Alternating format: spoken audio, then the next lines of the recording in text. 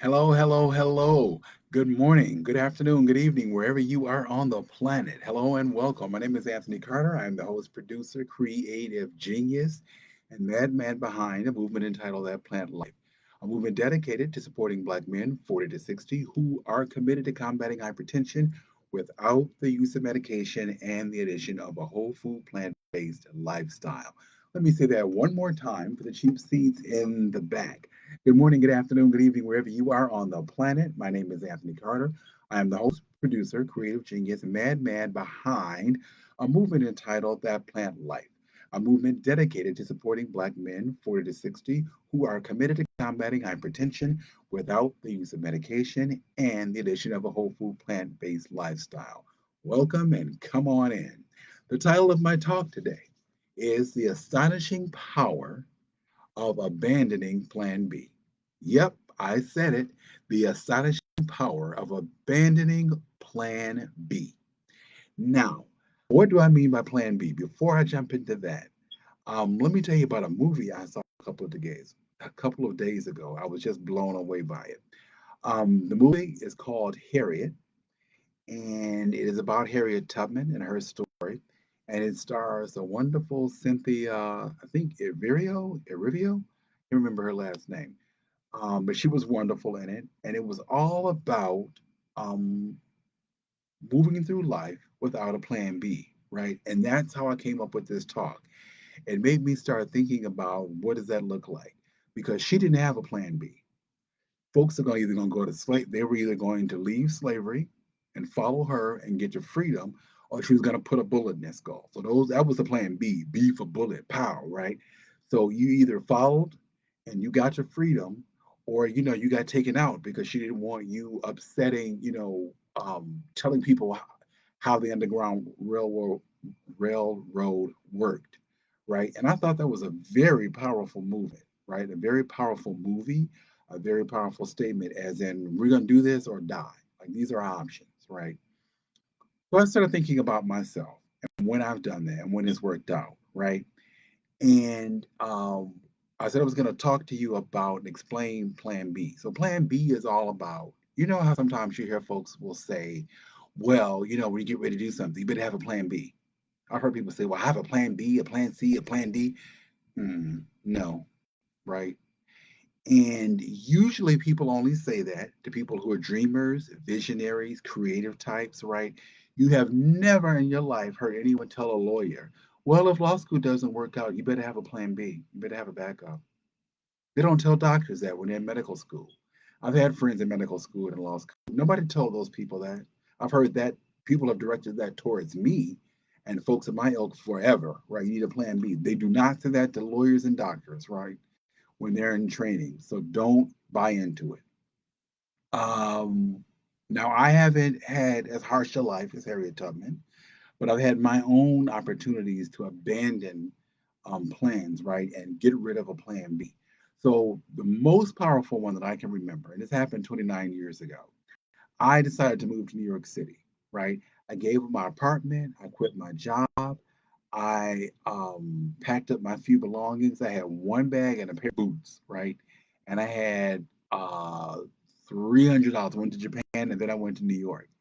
So my goal when I got to New York was like, okay, I want to be an artist, right? And I gave up everything to go to New York and do that, right? I didn't have a plan B.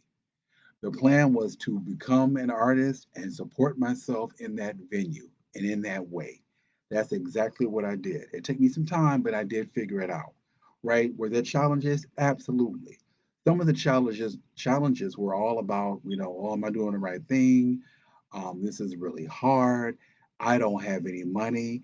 I had to learn how to live on $20 a week. And that's not a whole lot of money living in New York City, right? I was only making about $6 an hour working at Barnes and Noble, right? So those are some of the challenges. There were financial challenges, right? There were food challenges because I had to figure out how to live on Chinese food and pizza and hummus and falafel with no money. So there were some definite challenges. What did they teach me? That I can do anything, right? I can accomplish anything, right? With a divinely inspired plan to abandon plan B, I can do absolutely anything. That was a big lesson that I learned, right?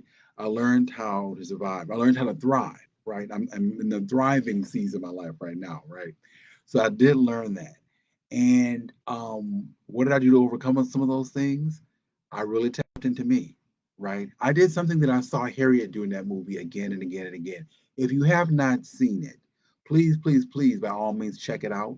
The best part of that movie is not her leading the slaves to freedom. It's not her taking on that horrible, horrible, awful institution. The best part of that movie was when she had no plan. She had abandoned plan B, and she would sit and get quiet and listen for divine guidance. I thought that was absolutely brilliant. I've done it many times in my life. Sometimes in that film, it would just stop and she would listen, and people would freak out. What's she doing? What's going on? Why did she stop? She was tapping into something, right? There was some divine force guiding her, saying, I have put this in your heart and on your head. You must do this. And this is the next step, right? So when you abandon a plan, having a plan B, you don't know the next step. And it doesn't matter, right? If you get quiet and listen, you will get some marching orders for your next step. If you get quiet and listen, I'm a Buddhist, so I chant every day. I practice Buddhism. Some people practice Buddhism. Some people practice Christianity. Some people, you know, um, practice whatever they practice. They listen to Allah. They listen to um, Jesus. They listen to God. They listen to Buddha. Whoever you listen to, it's imperative that you get quiet and listen. Right now, here's a big takeaway. Here's a big lesson I learned from abandoning a plan B, from abandoning having a plan B. Here's a big lesson that I learned. You will never have more joy in your life. You will have a more joyous life. You'll never have more joy. You will never have more creativity. You will never have these incredible, incredible life experiences and meet incredible, incredible people when you abandon that plan B, right? And just go for it. When you tap in and listen to that inner voice and it says move and you need to do something, you do it. I'm telling you, the whole world will get out of your way. The whole world will open up. You cannot even imagine the type of life you have, right? Let me wrap this up by talking about how I abandoned that with my health, right? As you know, I'm always talking about having hypertension and how I combated hypertension. When I got ready to combat hypertension, did they put me on those pills? I threw out a plan B on being on what I was going to do. I said, whatever I need to do, I'm hell or high water, I'm getting off these pills, right? So I became a vegan. I got a coach. I tried it my own way for a while. All I did was get fluffy, right? So I hired a coach. I got myself a community. It was do or die time, folks. There was no plan B. There was none of this. Oh, well, we'll try the pills. And if that doesn't work out, maybe we'll do this. Or there was none of this. Oh, well, maybe this will work out, or maybe we'll do that. No, absolutely not. There was no plan B. The only plan was combating hypertension. And the way I did that was getting off the salt, the oil, the sugar, and do whatever I needed to do to make that a reality. And it took me some time. But come October of this year, in 2 months, less than 2 months, I will have been off my medication for a year. So I have not been on blood pressure medication coming up on 1 year, and I feel great, right? You can do it too. I'm going to get out of here, wrap things up. Take care of yourself, take care of your loved ones, let your loved ones take care of you. Get some plants on that plate. Most importantly, you got some sense. My name is Anthony Carter. I'm the host, producer, creative genius, and madman behind a movement entitled That Plant Life, a movement dedicated to supporting Black men 40 to 60 who are committed to combating hypertension without the use of medication and the addition of a whole food plant-based lifestyle. Let me say that one more time for the cheap seats in the back. My name is Anthony Carter. I'm the host, producer, creative genius behind the movement entitled That Plant Life, a movement dedicated to supporting Black men 40 to 60 who are committed to combating hypertension without the use of medication and the addition of a whole food plant-based lifestyle. I'm going to get out of here. However, if you want to connect, if you want to be a part of my 100,000 Black men taking their health back, getting healthy, living the lives they want to live and love.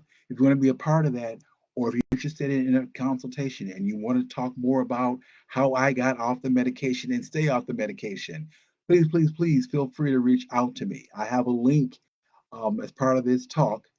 You can drop in your email address. I'd love to talk to you. I'll talk to you soon. Take care of yourself. Bye now.